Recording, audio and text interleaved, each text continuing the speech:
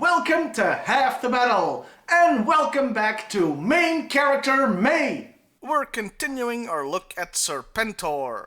Today, we're gonna look at a short comic story called My Dinner with Serpentor.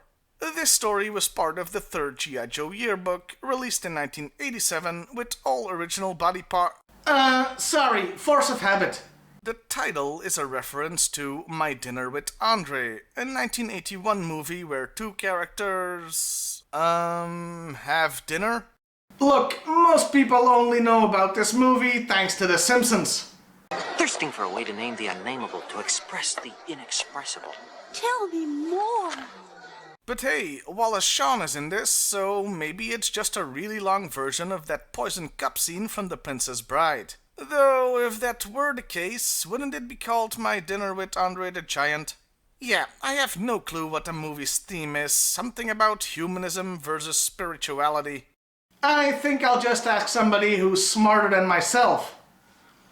What was My Dinner with Andre about? How long can happiness last? Okay, that works. Thanks, Kyle. Not that it really matters, since the story isn't about the movie at all. Yeah, the comic has nothing to do with that film, the title is the only thing that's a play on the movie. It's about the invention of pizza.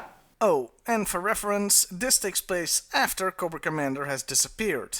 The comic, I mean, not the invention of pizza. Our tale begins with Dr. Mindbender and Serpentor sitting down for an imperial feast in the new imperial dining suite on Cobra Island. Now, I'm not sure what meal they were supposed to get, lobster probably, but I don't think they were expecting what was actually served. Grape soda and chocolate-covered donuts. Mindbender is obviously pissed, so the Dreadnoks explain that all chefs and kitchen vipers have gotten the flu, so the bikers stepped up. Yes, kitchen vipers. That's officially a thing.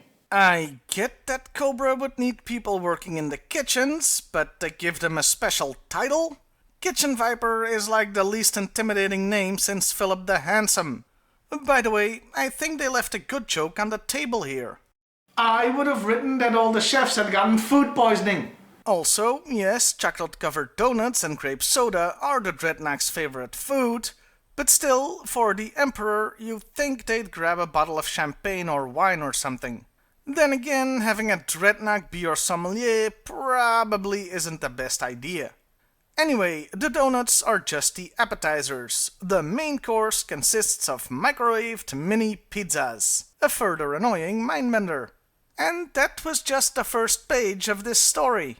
Normally, that would mean this was gonna be one long-ass video, but considering the comic is only 5 pages long, I think it'll be quite short. Mindbender is outraged, but Serpentor says pizza is quite appropriate for him, as he recalls a memory. This takes us back in history to the Roman siege of Alesia in 52 BC. This siege was the endgame of the conflict between the Roman Empire and the Gallic tribes, with Julius Caesar commanding the Roman forces and Vercingetorix the Gauls. Caesar says that the siege has been going on too long, affecting the morale of his troops. Which is kinda historical bullcrap. The whole point of the siege was that it was long enough to starve out the Gauls, which would take some time. Caesar spots a few soldiers complaining about the food, but one of them, a signifier, has a trick. By the way, a signifier was a standard bearer in the Roman army. And now you know. And knowing is half the battle. G.I.Joe. He takes some pita bread, puts olive oil, cheese, meat scraps and olives on it, and roasts it in the fire, inventing pizza. Caesar orders the recipe of this delicious snack spread among the soldiers, improving morale. The Romans are then able to fight off a Gallic relief army, which was Alesia's last hope, thus winning the battle and forcing Vercingetorix to surrender. This did happen during the real siege, minus the pizza of course, but the Romans winning had less to do with morale and more to do with their strategy. They had built fortifications in a ring around the stronghold to keep the Gauls inside Alesia, but they also constructed a second outer ring to keep from being attacked from behind, dooming any relief efforts and causing the eventual surrender. Mindbender is flabbergasted and asks if the invention of pizza was what led to the fall of what is now France and Belgium, with Serpentor conceding it's just a memory.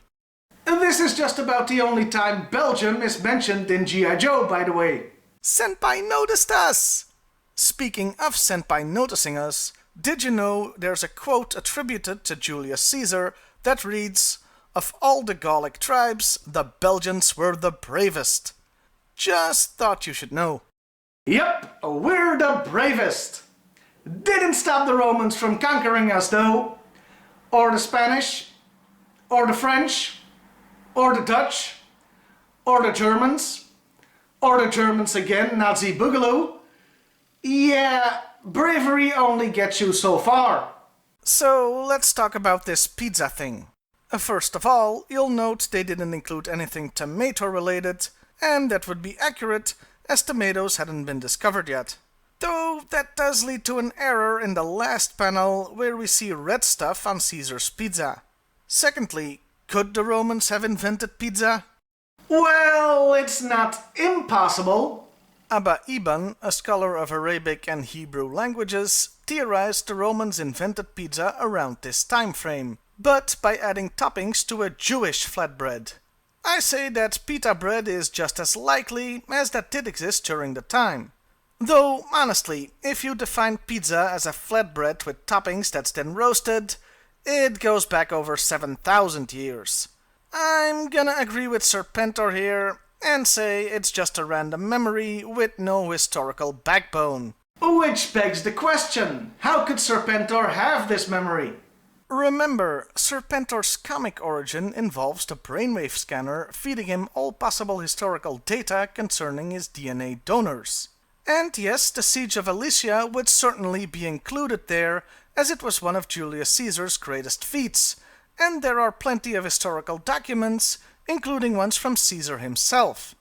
Now, I admit I haven't read commentaries on the Gallic War, Caesar's first-hand accounts of the conflict, but I'm pretty damn sure there wasn't a chapter dedicated to pizza in there. So it couldn't have come from the historical data, nor could it have come from Mindbender's own input, since he's surprised by the pizza story. I can only conclude that Serpentor's brain made it up wholesale, giving credence to my theory from the last video, where I said it's possible the creation of Serpentor wasn't as perfect as everybody had hoped. All in all, this was a fun little story. Not bad at all. Oh, I'll give one last historical little tidbit. To this day, nobody knows where the Siege of Alesia actually took place.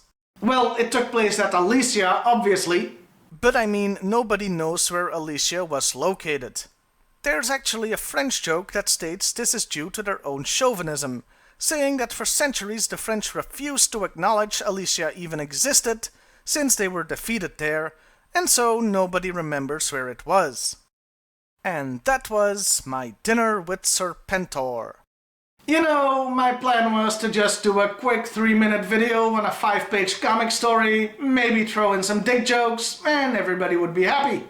Instead, we talked about 2 movies, the history of pizza, and the fall of the Gallic tribes. Damn, this show goes to some weird places sometimes. Well, I'll see you next time, everybody, and hey, why not like, share, and subscribe if that's your thing.